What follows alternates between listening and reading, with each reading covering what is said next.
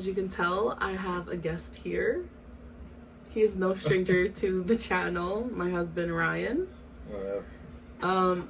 The reason I brought him on here is because I did post a video on Instagram and asked the question, what type of topics do you parents want to hear on my channel? And I had Sarah, shout out to Sarah, she sent in a question. And it included marriage and partnership as parents. Okay. So who better to ask the question to? So the question is, can you share your thoughts on how to navigate through tough or vulnerable moments in life as parents/married adults and reset so we can be positive and problem solve? If you have any examples, that'd be great so I can relate to any common issues. So Okay. I guess first part of the question is, share your thoughts on how to navigate through tough or vulnerable moments in life as parents and married adults. Oh, talk all the time. Yeah. Be open with each other and don't shut out any type of communication. I think that's the best I can think about it, I guess. Just because at least you're open with each other and you're like, you know what you're talking about. Does that make sense? Yeah, like communicate. I think this is actually something that a lot of people struggle with. Like a lot of my friends, where I feel very, very lucky that I can bring up any issue to Ryan and Ryan will sit there and listen. And I mean, it took practice. At first we used to like butt heads, we used to get defensive, and I think we learned, there was a quote of some sort that said, when you're in a marriage or when you're in a partnership with someone, the issue is not the arguments are not you against this person. It's you both against an issue or a problem. And I think, I don't remember where that's from, but I know what you're talking about. yeah, and I would always bring it up with Ryan, where I think Ryan gets more defensive than I do. Yeah. Ryan will be quick to get defensive, but I remind him, like, look, I'm just trying to solve this problem. I'm not against you. Let's figure this out. We give each other reminders at times. That's definitely one thing. Remind each other. Sorry? Remind each other. Yeah. That you're there for each other, you know, like, yeah. you might feel a certain way. Yeah, that's important. I think even when we are angry at each other, one of us will communicate, I don't want to talk about it right now. I love you, but let's just give this a break before. Ryan's actually really good at that. Before I say anything I'll regret or I don't want to say. And as much as I want to tackle the issue and get it fixed, I learned to just take a step back and I might add in a last word or something and leave. Yeah, so just give it a second, then we'll talk about it. But yeah, always come back to the conversation. Yes. Sorry, the reason I'm shaking my head is because I know a lot of my friends, a lot of people do struggle with this, is they bring up a problem and the other person kind of shuts down and doesn't want to talk about it, leaves it, and it just becomes this building of a wall almost, and it never gets talked about again until an issue arises. The same issues arise. Sometimes something will come up in the middle of both of us working, and we both work from home. Yeah. So he's right there, his desk is over there. We gotta talk about this later. Yeah. So I think that's the number one thing. Just communication and being open to either giving it a rest and understanding when we can revisit it. In terms of as parents, because I know issues can arise in front of kids. Yeah. How do we handle those things? Or how should we be handling those things? Obviously, probably like when he's asleep or when he's like not It's not. There's nothing wrong with having a conversation in front of the kid, but like at least make it sound reasonable to where like he can learn something from it. Like, initially we used to just it's like we're all guilty of like saying something like you don't mean to in front of a kid, like, or even like yelling in front of him. Yeah, like if you're not, then great for you. But I know sometimes it happens where emotions get heightened and it happens in front of the kids. But the best thing to do, yeah, we're doing this late at night, so I can't stop yawning. And as you can tell, I don't know, laundry is all on the floor right now because we've sorted it out and stuff. Yeah, it's our laundry night. But when we are discussing it in front of the kids or in front of Noah, when things do get heated, we're really good at coming back to Noah and being like, hey, mommy and daddy were just arguing about something and we shouldn't have raised our voice like that, or we shouldn't have said that. And we show Noah what does the solution or what does the resolution look like. I think that's really important. Now, Noah still picks up on the shouting and stuff, but he's getting better. He is getting better.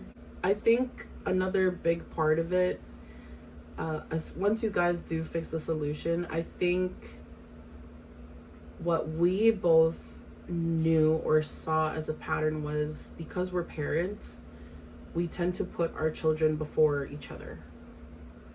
Especially, I did a lot. Yeah. And sometimes the anger or frustrations come out to your partner when you're not really realizing you actually just miss them. I don't know if that's how you feel sometimes, but like it's almost like you get annoyed that you can't spend time with your partner the same way. Yeah. Like you used to. It's like with anything I feel like doing. Yeah. Like there's a whole bunch of planning that has to go into it. But I think we've been really good at recognizing like, hey, I just miss you. Yeah. And how do we plan for that? How do we plan for it? Do not laundry day. He is looking like he's sleeping. You're making it seem like I'm forcing you to do this video. No, she's not forcing me to do anything. I'm just actually really tired. It's late. Oh, but we do laundry day where we kind of like have our own date. That's like one thing that we're trying to do because I know like it's hectic with a kid or whatever. And then we try to have like one day a month where we go out and do something together, like watch a movie or what. Sorry. Have like a food date and then movie. Like I don't know, we just do something. Yeah. What else? I don't know. You tell me. We have one. Usually we put the two together where we have a date and we have a planning day. Date/plan.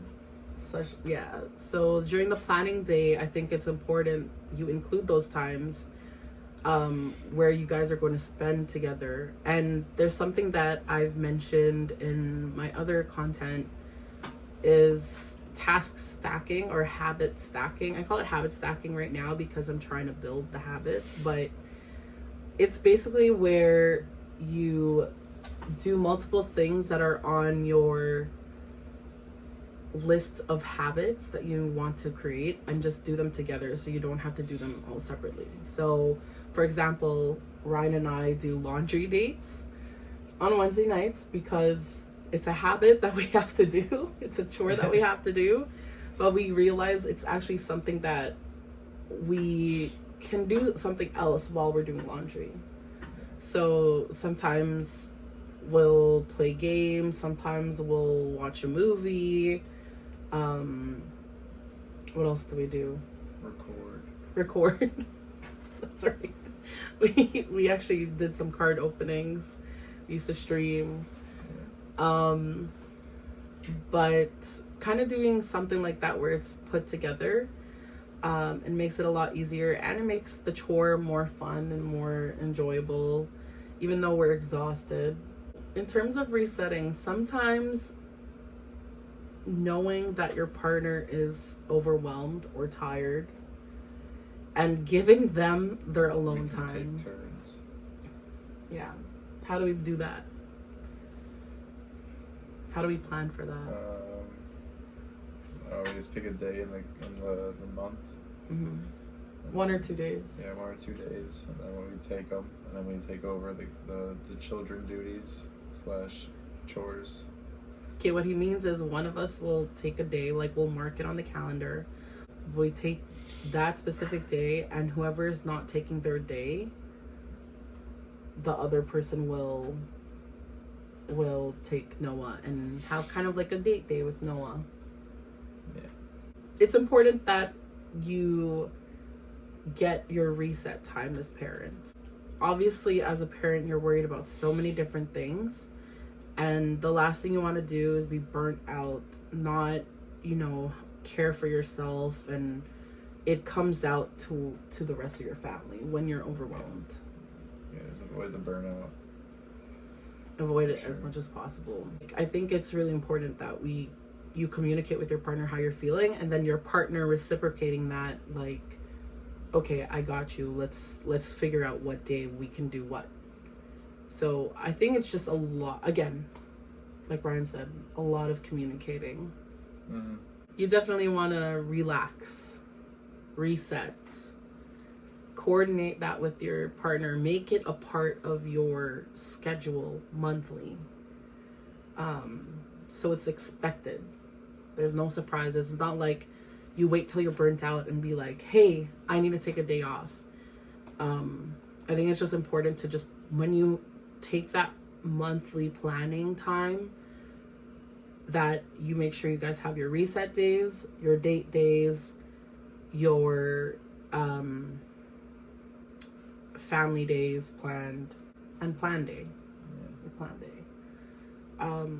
But that's kind of how Ryan and I handle tough and vulnerable moments, and how we reset and are able to problem solve. You could have told me I'm too tired to record this video. I didn't think I didn't know you were. Can we just finish it? Come on, just finish it. You know what? This is unfiltered. This is how it is. It is late. We are tired. Ryan clearly more than me. I'm not forcing him to be in this video. I want to make that clear, okay? When Ryan first sat down, he was fine recording this video. And now he's falling asleep on me. I'm getting tired. Okay, we're going to end out the video. Hopefully this helps Sarah. Hopefully this helps anyone else. I know there's so many friends and people who struggle with this. Hopefully it was clear enough. If not, I'll probably do almost like a recap on Instagram or something.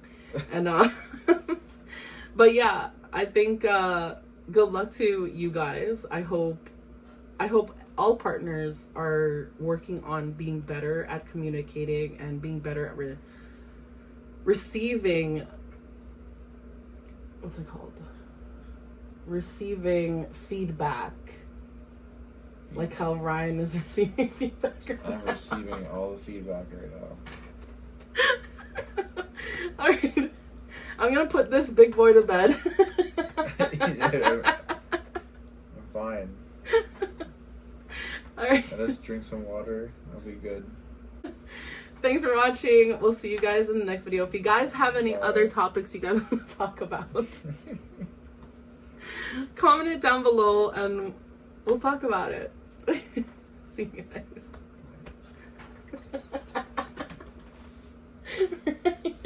I love how your eyes are like closing in the middle of the video. Sorry, I'm tired. You could have said we could have recorded this I tomorrow thought it was morning. fine. Just use it for fun. Do you like bacon? You're delusional. Go to sleep.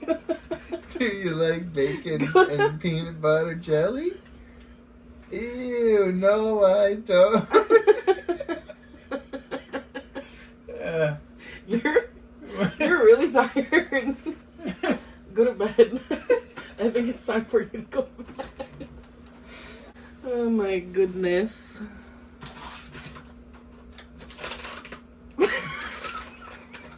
What? That's my husband, y'all. Are you still recording?